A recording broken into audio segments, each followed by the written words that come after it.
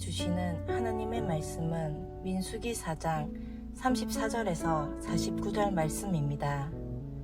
모세와 아론과 회중의 지도자들이 고앗 자손들을 그 종족과 조상의 가문에 따라 계수하니 30세부터 50세까지 회막에서 복무하고 봉사할 모든 자, 곧 그 종족대로 계수된 자가 2750명이니 이는 모세와 아론이 여호와께서 모세에게 명령하신 대로 회막에서 종사하는 고앗인의 모든 종족 중 계수된 자이니라. 게르손 자손 중 그 종족과 조상의 가문을 따라 계수된 자는 30세부터 50세까지 회막 봉사에 참여하여 일할 만한 모든 자라.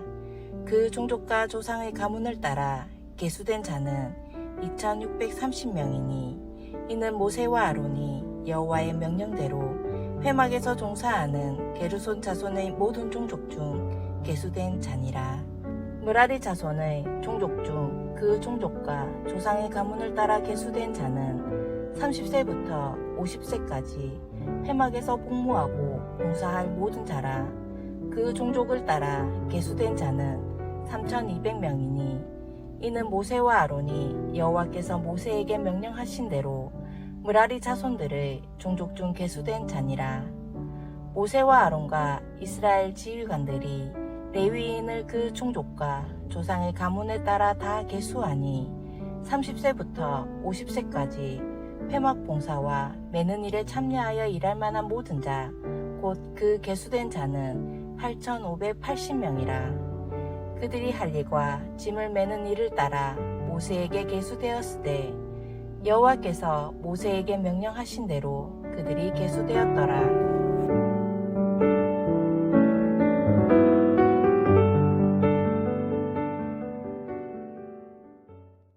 민수기 3장 28절에 보면 레위 지파 중에 고앗 가문에 속한 생후 1개월 된 남자의 숫자가 전체가 8600명이었다는 것을 우리가 보았습니다. 민수기 3장 28절에 보면 고앗 자손에게서 계수된 자로서 출생 후 1개월 이상 된 남자는 모두 8600명인데 성소를 맡을 것이며 라고 되어 있습니다. 이 고앗 자손은 성소 안에서 가장 중요한 물건들인 법궤와 분향단과 금촛대와 그 외에 필요한 중요한 도구들을 관리하는 사람들이 바로 이 고앗 가문의 사람들이었습니다. 특별히 이렇게 성소 안에서 중요한 업무를 맡을 사람들의 숫자가 기록되어 있는데 2750명이었다라고 되어 있습니다. 오늘 본문의 저절인 민수기 4장 34절부터 37절까지를 보겠습니다.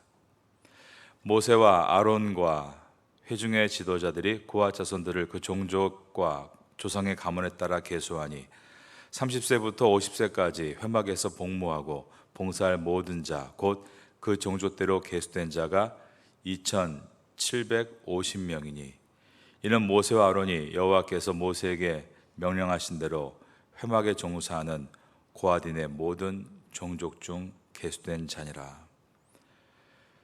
이들의 진영은 성막의 아래쪽, 즉 남쪽에 배치되었고 그들의 임무는 아까 말씀드린 대로 성막의 제사와 관련돼서 핵심 기물들을 관리하고 운반하는 역할을 했습니다.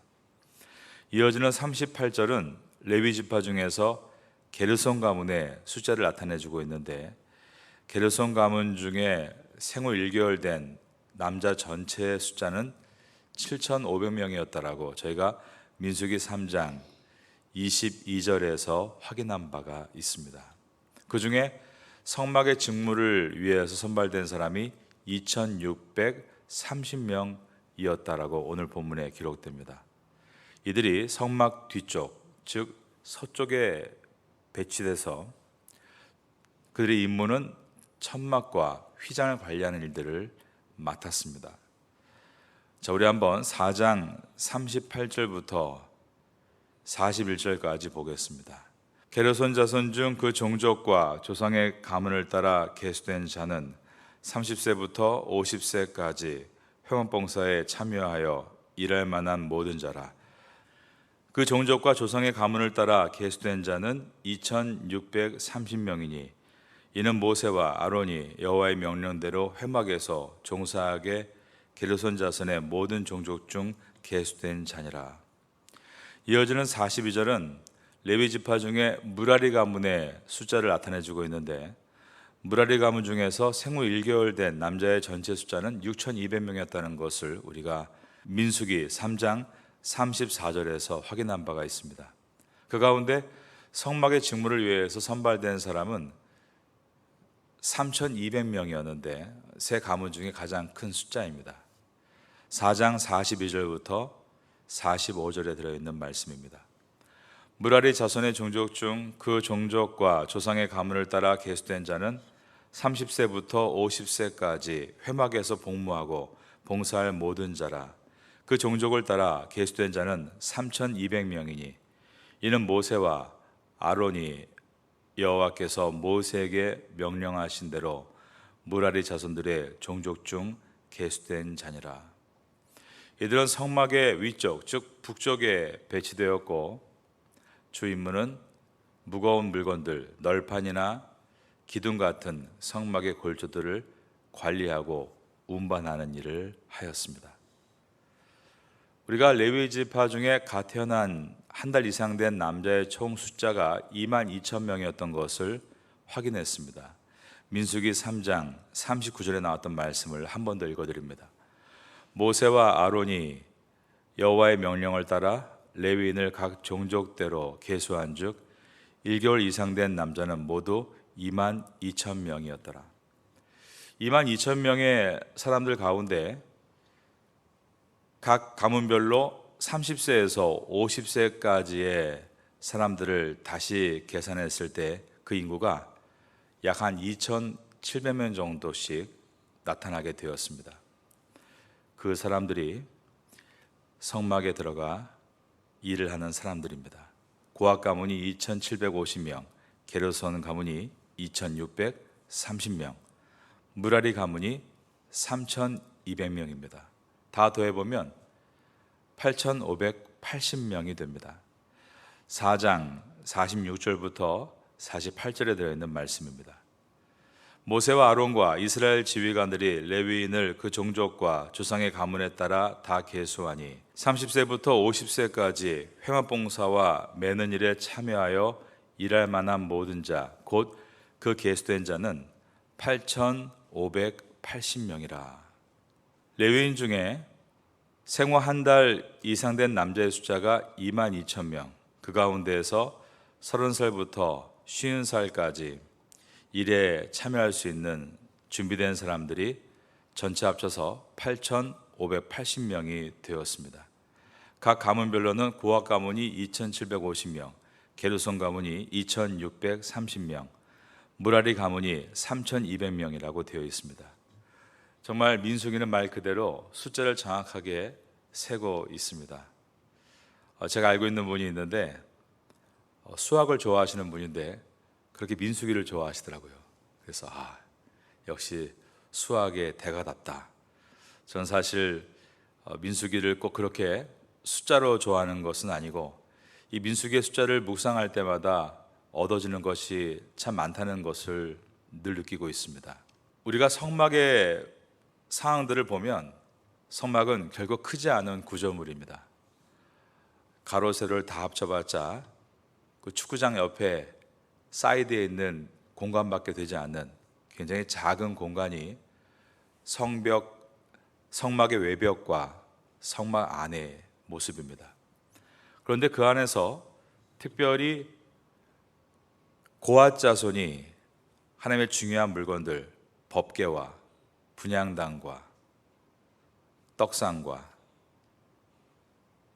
금촛대와 물두멍과 번제단을 관리한다고 하고 있었고, 그리고 게르손 가문은 모든 천들, 성막의 덮개와 휘장들과 벽들을 다 관리한다라고 되어 있고, 무라리 가문은 또한 가장 무거웠다고 하지만 69개의 기둥들과 받침들과 그 외의 모든 기명들을 운반하고 있었습니다. 그러나 게르손 가문과 무라리 가문은 그 부피와 크기 때문에 수레를 이용했고, 게르손 가문은 덮개와 천막을 옮기는데 수레 2대에 소가 4마리가 동원되었고, 무라리 가문은 그 모든 무거운 기명들을 움직이는데 기둥과 같은 무거운 물건들 때문에 수레 4대와 소 8마리가 함께 운영되고 있었습니다.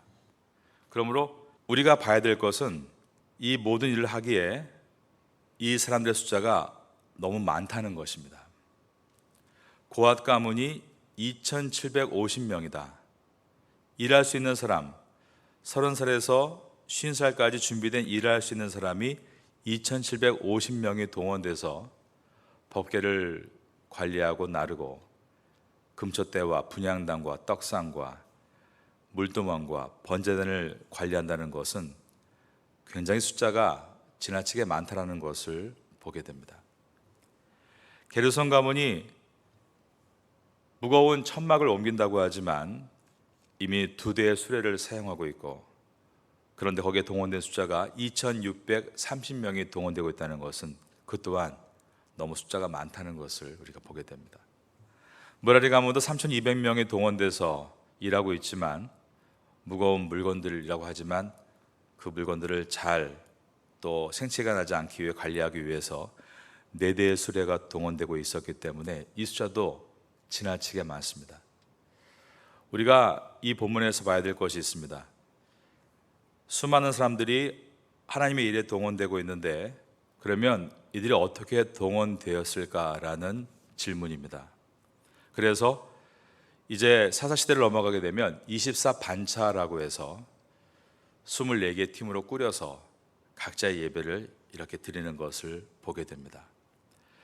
옛날에 미국에서 다윗의 장막이다, 또 24시간 중보기도다, 그런 일들이 일어날 때 레위의 모습들을 인용해서 24개의 그룹으로 세워서 예배를 드리는 그런 일들이 있었던 때가 있었습니다.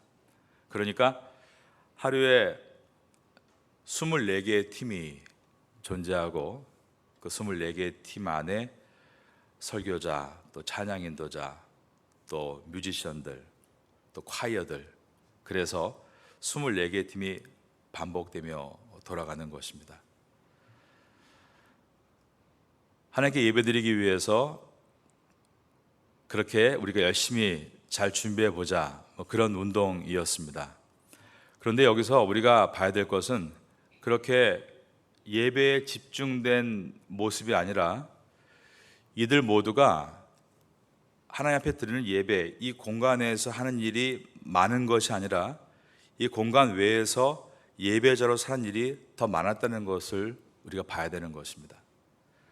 예배를 드리는 이 자리만 예배가 아니라 레위인들은 이스라엘 백성을 대표해서 이 땅에서 거룩한 그루터기가 되기 위해 부름받은 존재들로서 그들이 거룩하게 살면 하나님께서 이스라엘 전체를 거룩하게 받아주시고, 그들이 거룩하게 살지 못하면 하나님은 이스라엘 백성 전체를 부패했다라고 보셨다는 것입니다. 그러므로 이들이 하나님 앞에 동원되고 있는 것은 단지 그 작은 성막에서 일하라고 부름받은 것이 아니라 그들이 서 있는 땅에서 거룩한 예배자가 되라고 부름받은 모습이었습니다. 저희 파테야 선교교회가 늘 강조한 것이 있었습니다. 항상 우리가 이 작은 2,000평에 머무르지 말고 밖을 봐야 된다. 파타야를 봐야 되고 라용을 봐야 되고 촌부리를 봐야 되고 시라차를 봐야 된다. 거기서 우리가 서 있는 것이 바로 예배다. 거기에서 거룩하게 우리의 직업권에서 일하고 있는 것이 예배다라는 것이었습니다. 이처럼 레위 지파 안에 있는 세 가문들은 각자의 자리에서 자신을 거룩한 예배자로 세우는 일에 힘을 쓰고 있었습니다.